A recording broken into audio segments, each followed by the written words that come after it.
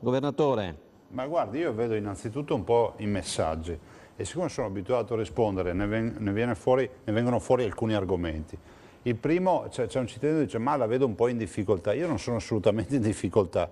Penso che Thomas Panto possa confermare quante volte ci siamo già parlati di questa partita.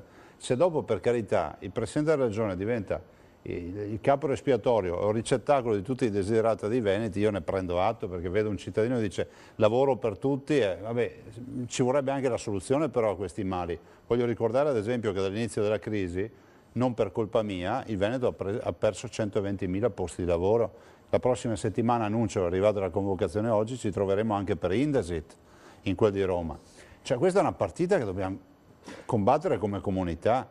Ho l'impressione spesso, leggendo magari qualche messaggio, che ci sia l'idea che finite le elezioni la partita sia la partita di qualcun altro, noi stiamo lì sugli spalti, c'è una partita che giochiamo sempre assieme. Noi amministratori abbiamo bisogno di avere un rapporto costante con i cittadini.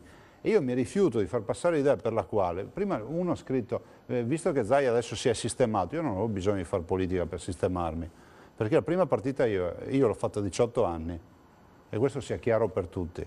E quindi, visto che si è sistemato, un cavolo innanzitutto vorrei rispondere a quel cittadino. Io sono qui per cercare di amministrare questa regione come un'azienda. Può piacere, può non piacere. Sono stato eletto, sono in carica da 100 giorni, sono già troppi per qualcuno, non lo so.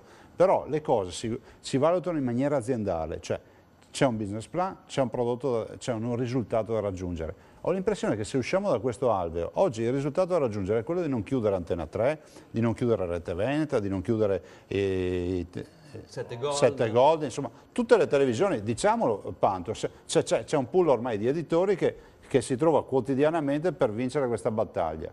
Allora, non è che qua la partita si risolve pensando di ributtare la palla nel campo avversario, io mi rifiuto di pensare a questo. Dico che oggi noi dobbiamo fare una battaglia tutti assieme. Russello dice che la Lega non ha bisogno delle televisioni.